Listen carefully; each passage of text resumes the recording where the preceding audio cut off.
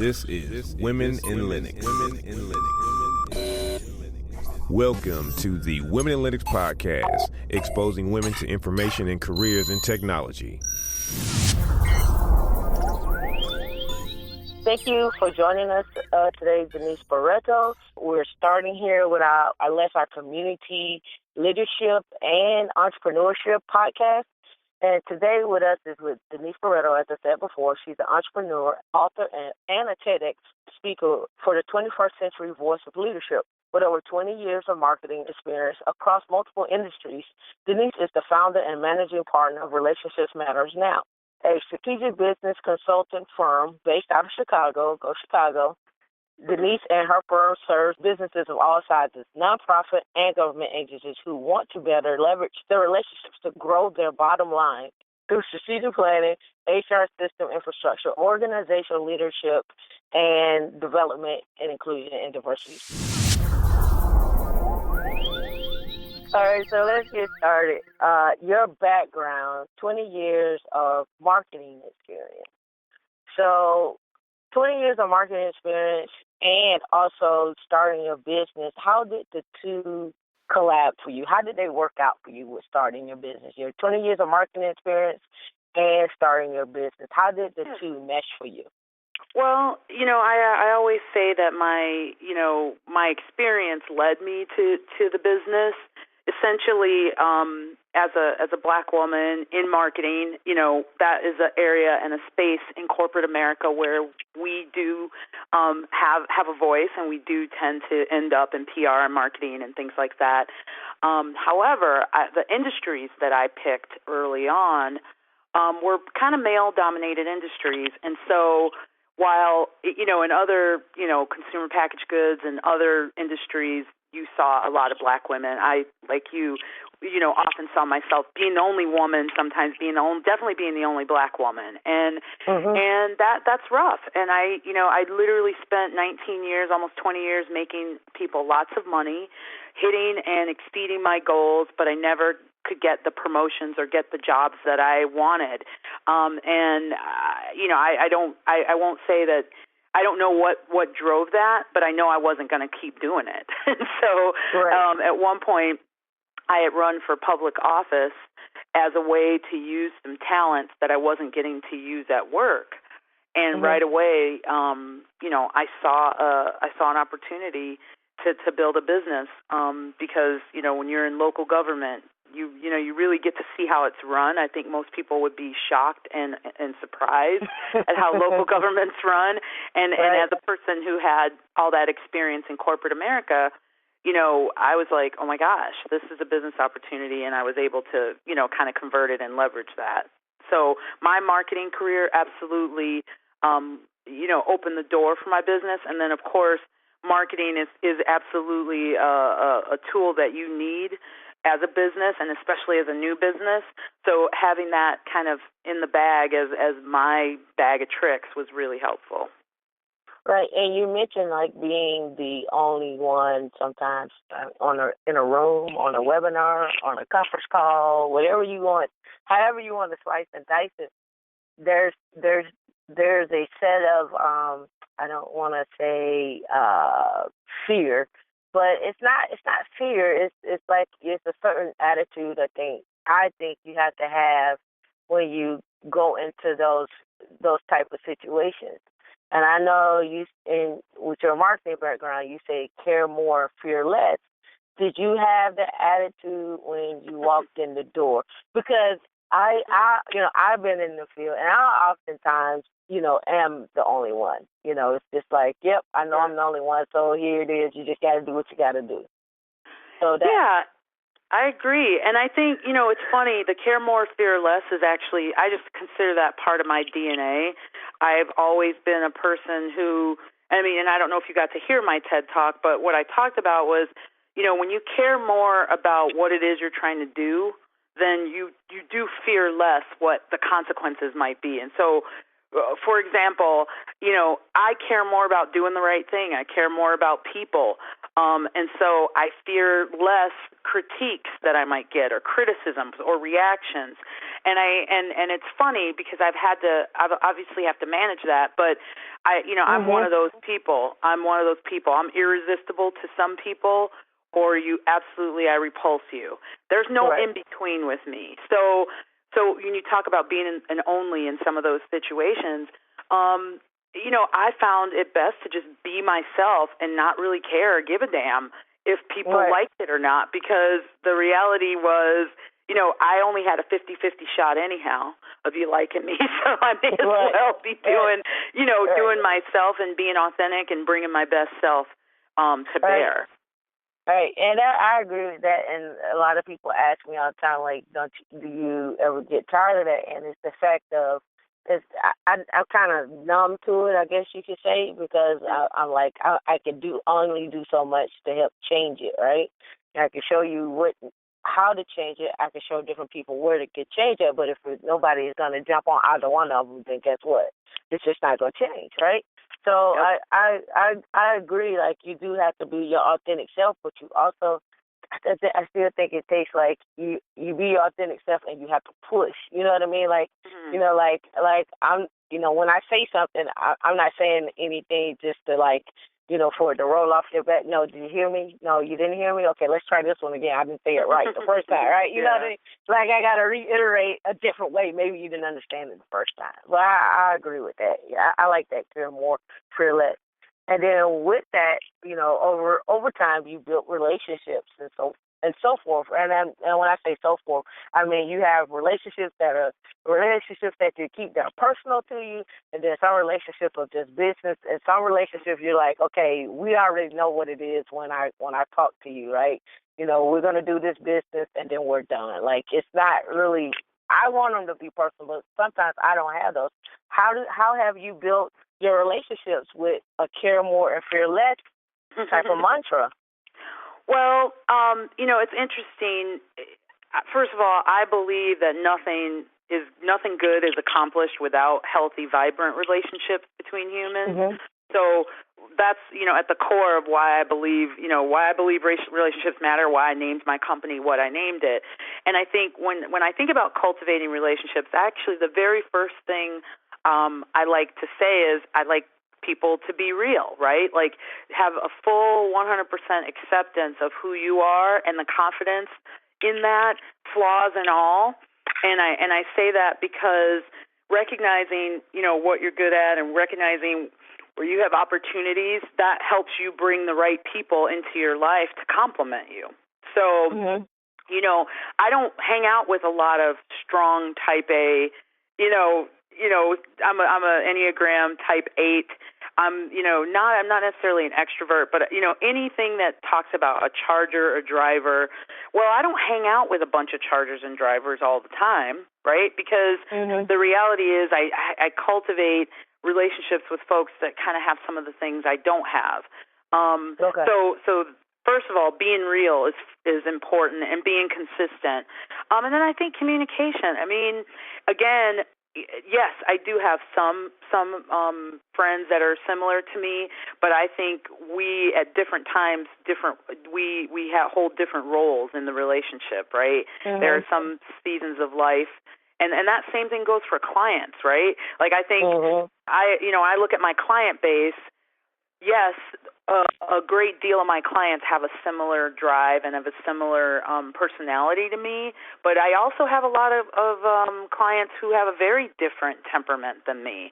And so I'm very proud of the diversity that I've cultivated, and I mean full diversity in terms of range of thought, what their experiences are, in addition to those diversity things that we all see, but just economic-wise. And I really believe that's how you cultivate and have strong networks, whether they're business or personal.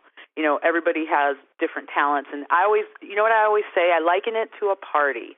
If you invite me to a party, you know why you're inviting me? You're inviting me, Tamika, because I'm going to make a kick-ass dessert. Okay. You're not inviting me for the main dish. You're not inviting me for the meal. You're inviting me because I bake really well. Well, if everybody at the party was bakers, that would be a pretty bad party, right? We need somebody to be the barbecuer. We need somebody, to bring the side dishes. We need somebody to bring the meat or the drinks. And so that's my thing. I feel like when I look across my network, both personal and professional, I've got so many talented people and so many talented different talents that people bring to bear, which is what makes my network strong. So basically, you're saying that everybody plays their role. Yeah. Everybody plays their role, and that's up to you to determine what that role is. Right. It's intentional, right? It's not the same accident. Right. And I think, and some people are like, well, I don't go here because I don't see how it benefits me to do that X, Y, and Z. And I have a different mindset. Like, if I didn't go there, I wouldn't know if it didn't benefit me.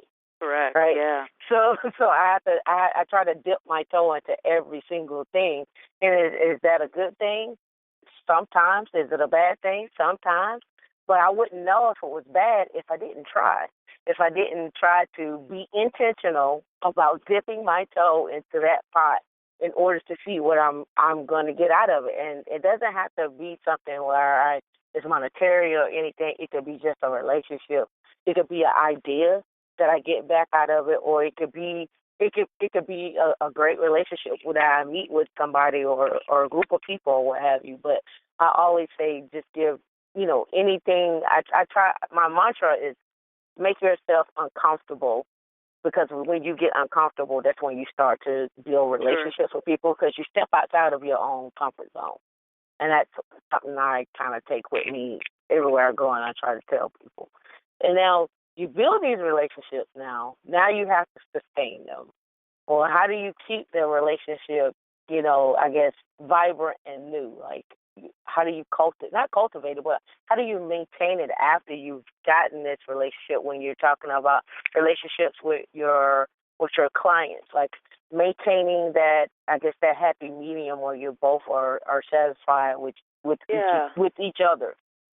Well, I think I go back, some of the same things that I talked about for cultivating, I think they're part of the maintenance too, which is being in communication. Like, I have clients right now who I've done very little business with this year, but I've been in communication with them all year. And I mean, nothing crazy, but just letting them know what I've been doing, making myself understand what's going on in their organizations, and so what that ended up doing was leading itself to a project. And so, do I keep up so I can have more business? No, I keep up because I genuinely am a partner of theirs, and it's part of that relationship is maintaining contact and being communicative and updating them on things I'm doing and new capabilities. But you think, even on a personal level, it's that I think it's the same way. Communication and being consistent is one of the best ways to maintain relationships. And I really thought hard about that, because I feel I'm such a connector, and I'm very intuitive about people, that this is something I absolutely take for granted. Right? Like, I never thought about it much until you made me think about it for this podcast. I was like, what do I do? Because, people always are very warm to me, and people are like, if they haven't seen me in a long time, or they haven't had any contact with me in a long time, whenever I reach back out, there's always a lot of love. And I was kind of like, okay, why is that? Well, I think it starts with the way those relationships were cultivated, and then, the consistency over time, and I haven't changed, and I may have grown, but keeping them up to date on what that growth is and what those changes are makes it very easy for us to maintain relationship and maintain, what I would consider to be, a level of closeness that you might not have otherwise. Right. And I think too, maintaining that, like you said, is communication. I often get on and I know some men are going to hate this podcast, but it's whatever. I often get on men because I'm like, how's your friend doing? And they'll say, oh, I hadn't talked to him in like 5 years. The last time, or I haven't seen him in 5 years, but, he should be doing good. I'm like, well, to me, that's not your friend, right? to me. Just because 5 years is a long time. You know what can happen in 5 years. You know what can happen in 6 months. And I often say this to me, and I'm like, that's not your friend. That's just somebody you knew at that point in time, and that's just what it is, right? And so, people crack me up, and I liken this to men because I get it from men more than I do women.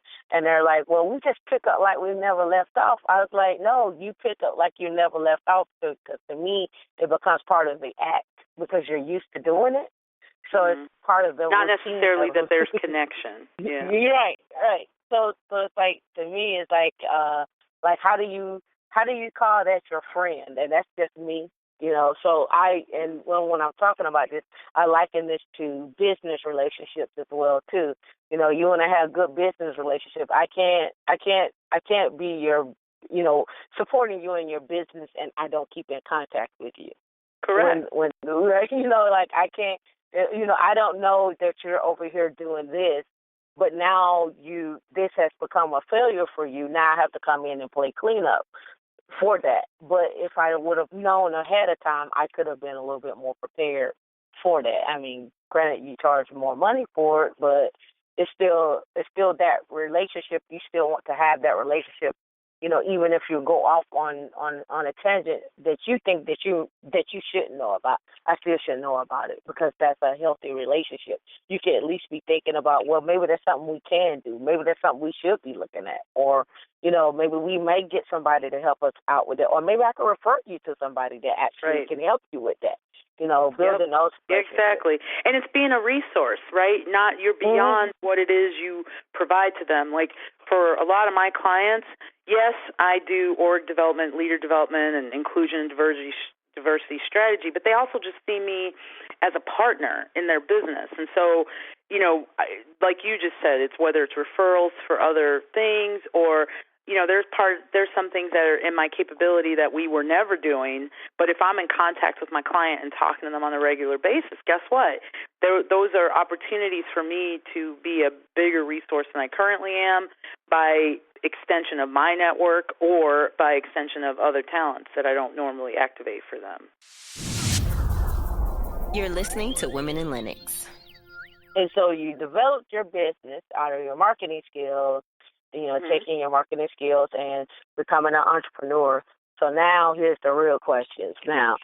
And not to say the others were fake, but here's the real questions now that I consider real questions in terms of like developing your soft skills and your technical skills or hard skills, branching those two together. Like some things you're like, okay, I can't use this set of skills right now, but I really need to hone in on this right here.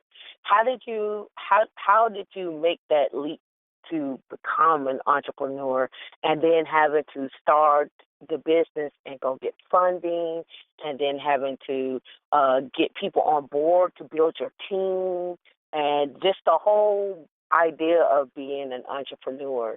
Can you tell us a little bit more about that? Yeah. Well, so first of all, I definitely started my business while I was working full time. Because to be honest, I always call myself an accidental entrepreneur. Like I said to you, I had run for local office, saw how badly run, the city was, and I started to, really troubleshoot and look for ways to help my peers, right, and help in the way, because you're practically a volunteer. I mean, if you're in local government, depending on the size of the city, you're not getting paid very much, right? You practically pay to be on the city council. But the point is, I did not set out to start a business, so I guess I want to make that clear.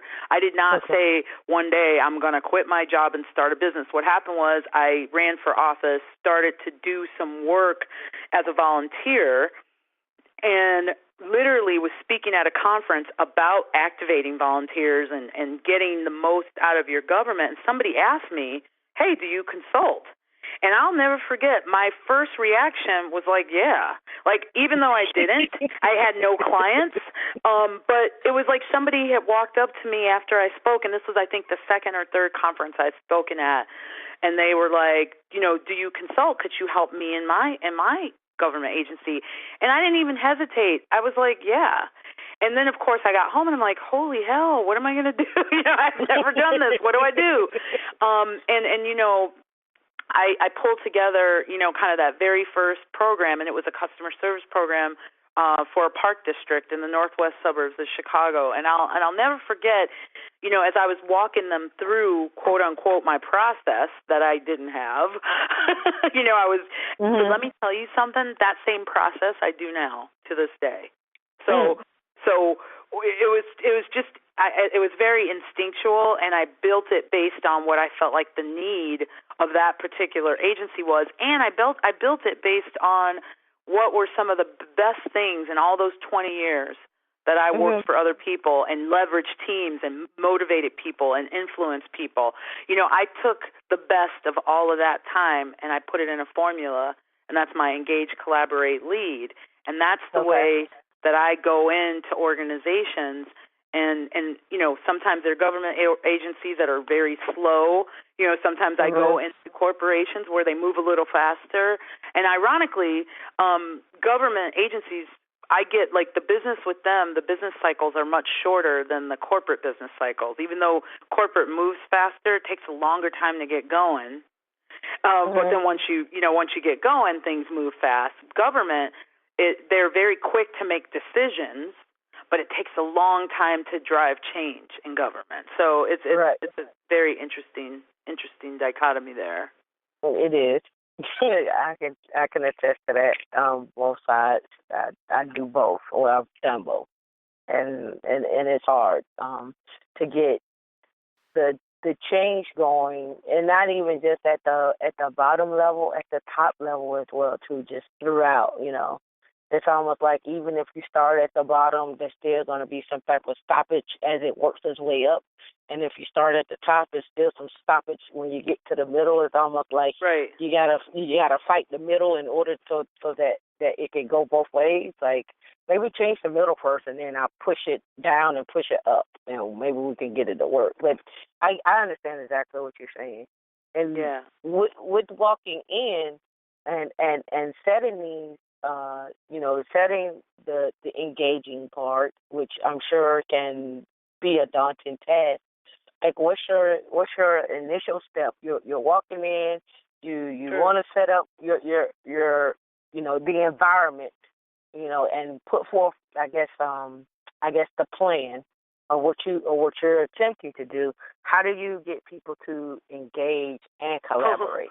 Well, that's great. You set it up perfectly. The way I work is I don't deal with top down, right? Like I like to have leaders who are courageous and who are ready to learn and understand how to move the needle in their organizations. That is my number one thing.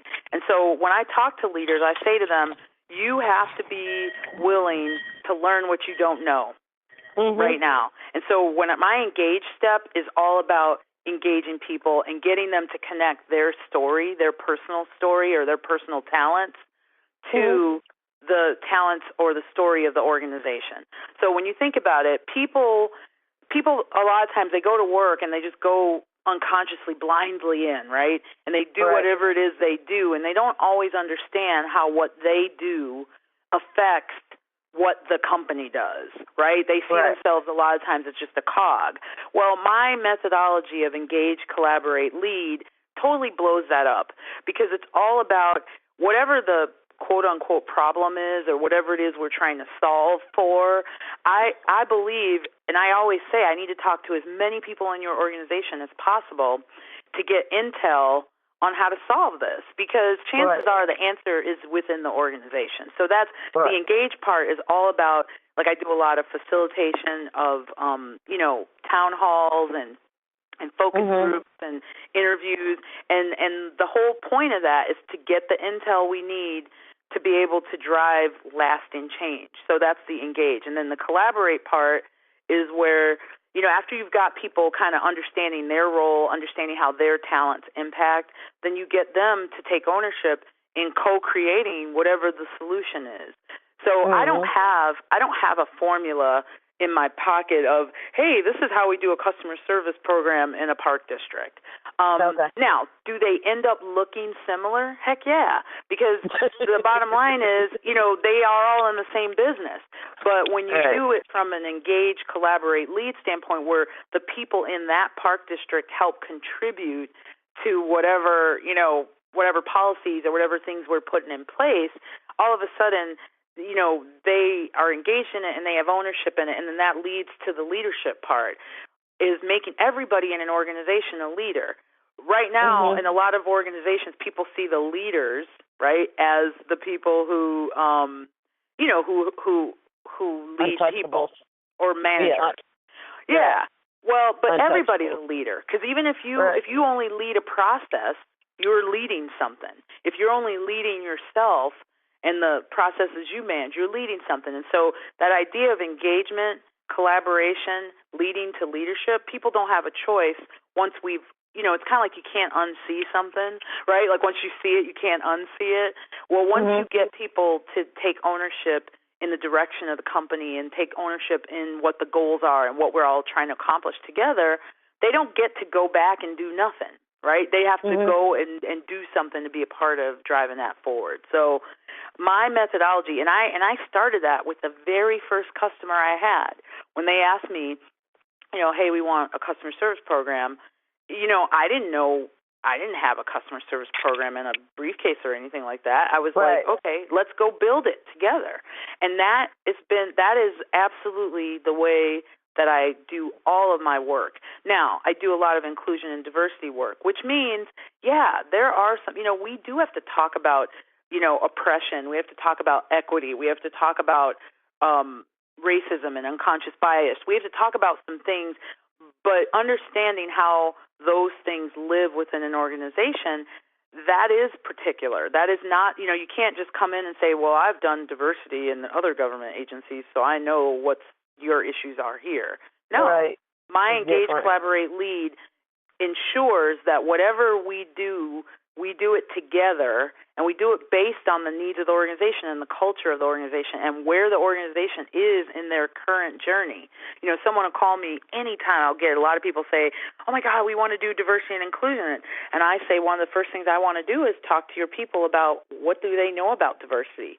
What are what are their current thoughts on inclusion? What are their current and you can bet since the election, my phone's been blowing up, right? Because now, people are like, wait a minute, we don't just have to talk about equity. We got to work on it and have an action plan. Right. Yeah. And what does that plan look like, And what does that plan? How do you know that you're moving? How do you know that you've got people buying into it? I mean, seriously, it's like, wow. Okay. and that kind of leads into one of the questions that I had is, setting up a C-level suite program. Like what is the bare minimum for that? Because here's a good example. Oftentimes we go to these events like Black Enterprise, or I think Afrotech Week just happened in San Francisco, and everybody runs out and they want to be an entrepreneur, right? And you get, and you're a CEO, and you go out here and you have to go get everything I talked about: funding, building a relationship. You have to go out and get somebody that's technical to help you build out your project and so forth and so on. But at a bare minimum, what would you see out of CIOs, CTOs, CFO, what is the bare minimum you think a person should have, I guess, qualification-wise or soft skill-wise? Wow, okay, so I wasn't sure what you meant by that when you, there's a couple different things. Well, first of all, I believe, at that level, people will have had to gone through some kind of cultural competencies and some kind of sensitivity, because when you get to a certain level, there's just some things I think you need to know. You need to know about your unconscious bias and how to manage it, and know that we're all operating from a place of bias. Right. And so that's one thing. I also talked about executive coaching. So my thought was anybody that's on my team, if they've never experienced executive coaching, I don't care how bright they are, how amazing they are, I'd want them to be coached. And I've done a lot of executive coaching myself and writing playbooks for companies on how to make, because, I think it's often it's a big misconception that when people get to a certain level, they they've made it and they don't, and they don't need coaching. I believe like at that stage of your career, first of all, if people make it to the C-suite without coaching, I think that's a miracle. But if you do, you're not going to be in my C-suite without having coaching, because that objective feedback and push that people can give to you is invaluable in learning, and helps you better coach other people. Because typically when you get to those stages, people aren't coaching you as much anymore. And then and then I think 360 feedbacks, right? Like I think a lot of times, again, as people rise in the ranks, they forget and they don't realize their influence and their impact on people throughout the organization, not just the people that they, directly deal with. And so having, the opportunity to get feedback on them from a lot of different angles is really important. But shifting to what you said, because, when you said if I were going to build out, those are some of the things I want them to participate in. But, yeah, I think, having a CEO, a CFO, it's interesting because I used to be a big old, I'm going to be somebody's CMO, like a chief marketing officer. But I don't know, I don't know that business models need those as much anymore. Like I'm not saying that they don't need them, but I'm saying I think within operations, I think if there's a way that you can incorporate some operations, like if you had a COO, like because my company's pretty small, so I was just thinking about my own company, and I wouldn't have a CMO because even as the CEO, I have all those skills as a marketer, so that would not be something I would build out, but I would want an operations person or somebody to help with kind of logistics and operationally driving the business and driving the growth that we need, and keeping their eyes on, what it's going to take capital-wise to do the expansion. I mean, you mentioned that at the beginning of my business. I'm a service-based business, so I didn't have to get funding. The way I started my business was, I told you at a conference, I said, yes, I have a business. And I think, a few months after that, I got an American Express card with a bonus. What I mean is I got a bonus, and I thought I'm going to open an American Express card for my company and keep track of all the, expenses that I do. And I use I use my bonus first to kind of pay off that very first bill. But then after that, I was generating revenue always. Right. So, now that I've gotten bigger and, I'm trying to scale and do other things, I definitely need I don't have the person there now, but I need another set of eyes looking at the business to help me with that. Right. And that's that piece that I speak of right there. Like I'm actually circling that piece. Like it's that piece. You got it now. You've been in business or you've gotten funding or however, and now it's time to build and scale. And it takes a team to do that. And finding those people with the skills and the actual relationship skill sets that you like in order to build it out is very key. And I think even on the soft skill side is one thing, and then on the technical skill side is another thing. It's like how do you make sure that person has both everything that you need, and they're not being truthful with you. And I think that's for me. I know that's hard for me to kind of gauge, without some type of, hey, can you pass this test? And I know it may sound crazy, but hey, I'm going to give you this test. Can you pass that test? Can you do what I asked you to do? Okay, great. That's good. You passed my test. So, whatever that test may be, that's just me. And as I look at people building out technical models, because oftentimes what I find is a lot of people who are entrepreneurs, they're not employing people locally. They're employing people all across the world. So it's not even employing people locally. So it's like, Right. why are we not doing that? What are we missing for you not to get the people in your own backyard to help Right. you build out your model? What are we missing? We started a CTO series where we're trying to work on that, build that part out. Now, I know earlier you mentioned like the government is a slow process and so forth and so forth, and you don't deal with the top down. You kind of, I guess we call them boots on the ground, and dealing with boots on the ground. Like, have you received a lot of pushback? Well, yes and no. So here's the thing. Most often, a lot of leaders know what the problems are. They just don't have the guts or the courage to face them and do something about them. And so usually making a decision to work with me, they're actually going to be ready to rip the Band-Aid off and either, rip it off and do something, or just rip it off for the sake of ripping it off and really not doing something. Because I have had clients where, I know they don't have the courage or the political will to do the things they need to get done, but there's such bad morale in the company, or there's such a cancer that they need to kind of, give it some air. And the reality is this. Once you, most often people don't expect you to do everything they want you to do. People like to be heard, right? Okay. The bottom line is people know that some of the gripes they have in their workplaces are not actionable. They know that. But what they don't often know is what the management is willing to do for them. And so my process helps kind of, get everything out on the table. And then we talk very candidly that, not all of this we're going to be able to do something about. Some of this is not actionable. But we're glad you told us, and we're glad, and so it's that, I'd like to think that my process enables a manager to do his job and take away some of the obstacles that keep him from activating people and engaging people toward whatever it is they're trying to do. But they got to have the courage to face it.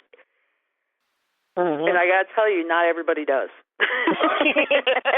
I know some pushback. I was like, yeah, I get it. It is. And I think that's something that we all have to work at, top down, bottom up, middle, sideways, whatever. Well, and it's kind of, you got to do all of those.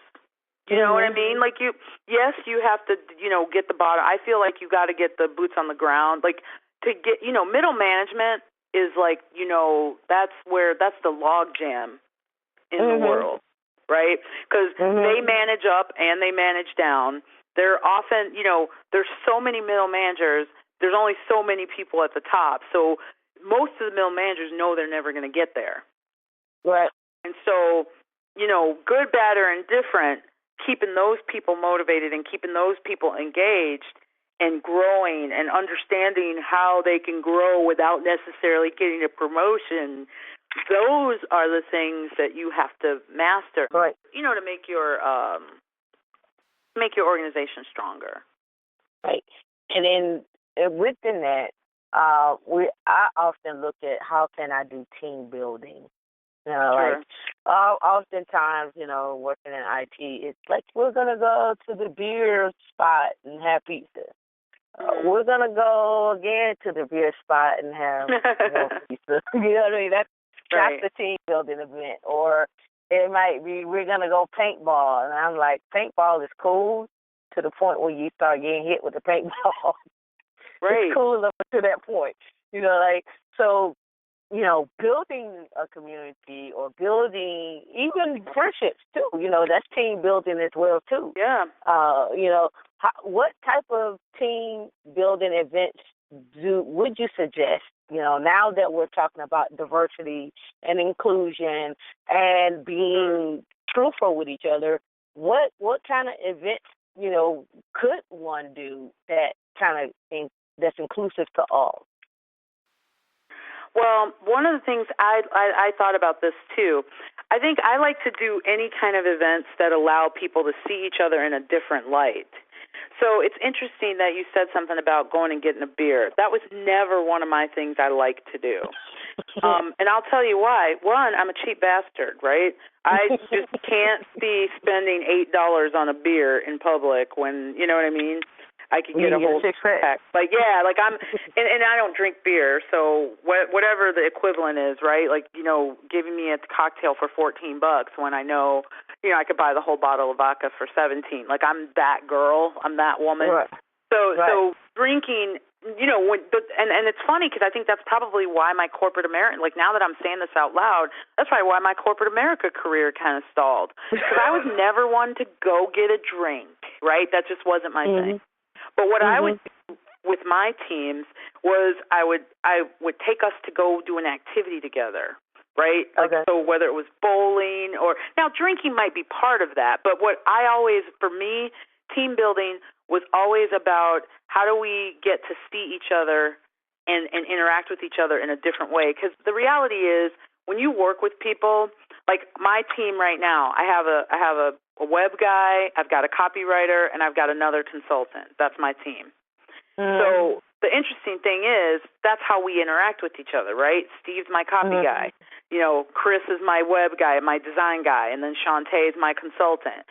Well, when we try to do things all together, which we don't get to do very much because we're all virtual, but when I do get us together, I do something that helps us to be able to see each other in a different light, right? And so I don't want people thinking about Steve as the copy guy when we do something because I want to put some humanness behind him. And it's, you know, so I'm one of those, you know, I try to do activities, like real activities, and that's not to say that breaking bread and having meals with people isn't a real activity. I just don't know to see people in a different light. Like my thing is like I always try to make sure when I do something, like one time we built bikes on one of my teams, one of my corporate teams. I wanted to do an activity. We literally built bikes for charity. And it was interesting because I am not technical at all, and I kind of hate building bikes. So, you know, there's like a lot of reasons for me not to do it, but I did it because, A, it was outside of my comfort zone, but the other thing is just to see people have to lead from a different place or use a different part of their brain really helps, I always wondered, like, what's the different events that you can do to build up, you know, team, not necessarily team morale, but just make your team better, being better communicators with each other. Right. You know, well, have you ever done anything like Strength Finders? I do that. I've done the Enneagram. Like I had a team, like I had a client hire me to do a retreat with them around the Enneagram, where we had everybody kind of do this personality inventory, and then we just talked about it for an afternoon and talked about how to best leverage what we knew about each other. And it was really cool. I should try that with my group. Let's see how they all react. Yep. After they hear this, they're going to be like, we're not doing that to me. Don't give it to us. You're listening to Women in Linux. So the last but not least, I kind of say this question for last because it's one of those, it's a closeout question if you ask me. It's how do you cut ties with someone or a business without being salty? I don't want to call it burning the bridge because I think some people are like, well, you need to keep that bridge in case you got to go back across. And then some people are like, well, you burned that bridge so you don't have to go back across it. But how do you cut ties? How do you cut ties? That's so funny. Okay, that's funny that you saved it for last because that was like, I struggled with that one. So here's what I come up with.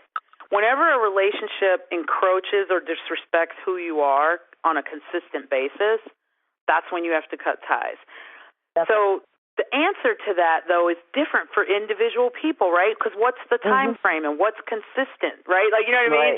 And I just broke up after I'm exiting a 15-year marriage right now. After my husband, he lost his job, he got depressed, and he kind of never snapped out of it and never re-engaged in life. And it's been a long, almost 2.5 years of this whole process. And there are people in my life that are like, holy shit, like, how did you do that 2 years, And so I'm very resilient. I'm also very gracious. And I also believe So the point is, I wanted to be sure that's what we wanted to do, right? Because in a 15-year relationship, if somebody has a bad year or even a bad 2 years, in the scope of time, 2 years isn't that long, right? Right. But you know, it's just to each his own. Like, that's the thing. Like, I know there's some people that would not have done a 2.5-year process of breakup like I did. But we have kids. I want, you know, he's from another country. You know, I was really thinking, you know what? Are you sure? I know he's impaired right now, right? Because he's clinically depressed. But I can tell you, once I made the decision to cut the ties, boom, it was done. Right. And like, I'm going to commend you on a couple of levels here. The fact that you're able to talk about it without, you know, breaking down right now. I'm assuming you're not breaking down right now. Not yet. When I hang up. And then, too, I want to say I had this mantra, too, because I went through a divorce. We were married for 12 years, and we did the same thing, separated for 2 years, and trying to figure that out. I want to say this to everybody who's listening, if we keep it or not. You never want to be a failure in your marriage. Absolutely not. You never want to be a failure in your marriage, and you could take that and apply that to relationships you have with friendships, relationships you have with your jobs. You never want to be a failure. And it's not saying that, oh, my God, I'm afraid to fail. It's not that you're afraid to fail. It's you want to make sure you have exhausted every ounce of your being to make sure it worked. Right. And I had to commend you on that. I totally understand. So the question of, you know, when to cut ties, I still believe it's the same thing. When a relationship encroaches or disrespects who you are consistently, it's time to go. Now, I have friendships that I've had to walk away from. You know, there's been business relationships I've had to walk away from. And so, you know, it's just, you know, it's funny because whatever that time frame is, I think that time frame depends on the person. But I personally, you know, I'm pretty long suffering and I'm pretty resilient. And like, you know, whether it's marriage or anything, I want to make sure that when I do walk away and I, you know, kind of throw my hands up and I say, okay, I did my best. I can live with myself and I can sleep at night and I can have peace that I did the very best that I could by that person or by that relationship. So, it's cutting ties is very hard. But I think it goes back to the very beginning when I said when you're real, you have your full acceptance of yourself, knowing what your strengths and your weaknesses are, your opportunities. Like if you have a solid, you know, if you're operating in a solid way, in a healthy way, understanding your flaws and all of that kind of stuff, I think that helps you with boundaries, healthy boundaries. Right? Because you can say very easily what you can't tolerate, right? Because you've got it very laid out what you will. And so, you know, without that as a base, and I have to tell you, I have to say this because since I brought it up, I am so glad I was never a martyr in my marriage or as a mother. Because my self-care and putting myself first is what's kept me from falling apart during this season of my life. Because I never, ever stopped caring about myself. I never, ever lost myself in my marriage or in being a mother. And so when it came back to just me, guess what? I was there all along. I was there. I was caring for myself all along. And so, I really do have rough days and rough moments. And I'm like, you know, being a single mom is the last thing I ever wanted. But I'm able to do it because I'm doing it from a place of, you know, I am who I am. I did the best I could in that marriage, and it didn't work out. And, you know, I did the right thing by him by being supportive on his transition to, you know, kind of being independent from us. And ultimately, all of that starts with good self-care. You can't care for somebody else well if you don't care for yourself. So when I see those martyr moms and, you know, they do anything for their kids, I feel bad because I really do, because the reality is you wouldn't do anything for your kid, because if you're not even willing to do anything for yourself, I question. You had to say, you had to take a breath. Well, because you think about it, when you operate from a martyr thing, it's like you're not operating from love. You're not operating from a solid foundation. And so I question that, and I really believe strongly that we have to teach our women, teach our girls to care for themselves and put themselves first, so that they can be the strong people that people need them to be in their lives. I do not want to go down that path with you because I have so many things to say. Because if we look at it, we're already told we're too strong anyway. Yeah. And we need to let go of the reins. And I'm like, okay, well, I don't know why we're letting go of the reins per se when we are, trying to just make it. Just trying to make it. Well, don't you think it's a balance, right? It is a balance. This era of my life, I've asked for the most help in the last 2 years than I've asked for in my entire life. So at my absolute worst, I've been at my best because I have recognized that there's just things that I can't do this by myself. Right. So as strong as I've been and have been and continue to be, I think that's part of being strong, is understanding when to ask for help, understanding when to get assistance or get interference. It's funny. You're right. Our culture completely almost ignores that. I mean, when I talk to my father now, if I start to cry, he'll say, "Well, be strong, be strong, be strong. Don't cry." And I say to him, "Man, this is me being strong. This is me being strong. Absolutely. I'm releasing this and not getting an ulcer or having some ailment in my body. Releasing these emotions and feeling these blows that life is giving me and allowing myself to hurt and heal, that is being strong." So it's such a balance, or it's a hard balancing act. I'll say that. Yep. It's a hard balancing act because it's hard to know when to be strong and it's hard to know when to be soft because you're not sure how that's going to come off or how somebody's going to perceive that. That's where Care More, Fear Less. Well, that's where Care More, Fear Less will come in for you, because if you, my thing is now I make the judgments on, do I care more about my health, or do I care more about bringing health equity to this country than I care about what the fallout might be from that. Right? And so example, right now, I am the strong person in my family. I am the, people, Wonder Woman, whatever. Well, Wonder Woman is at a very weak, vulnerable spot right now. Right. And so I care more about being healthy and getting back to 100% than I care about what people think of me right now. Or if it's gonna be sad for them that I'm sad, or if it's somehow not gonna meet their needs.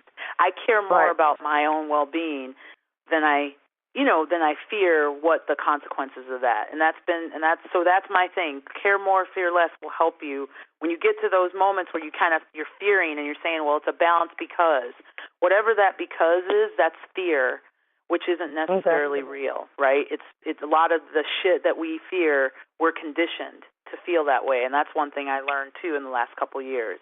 My feelings about single motherhood, my feelings about being an entrepreneur, they're all conditioned, right? They're things I grew up thinking, or I was conditioned because I'm a girl in the U.S. or whatever. And, the more that I bust through those paradigms and the more I kind of get down to the real heart of the matter, right? Why do you feel like that? What's driving that? And that's where the Care More, Fear Less. Okay, because right now, being a black single mom in this country, last thing I want to be. But that's my reality.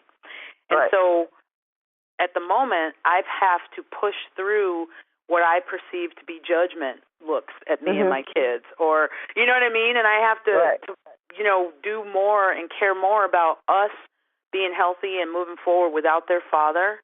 He's still in the picture, but he's not, in our house, and he's not supporting us the way he was.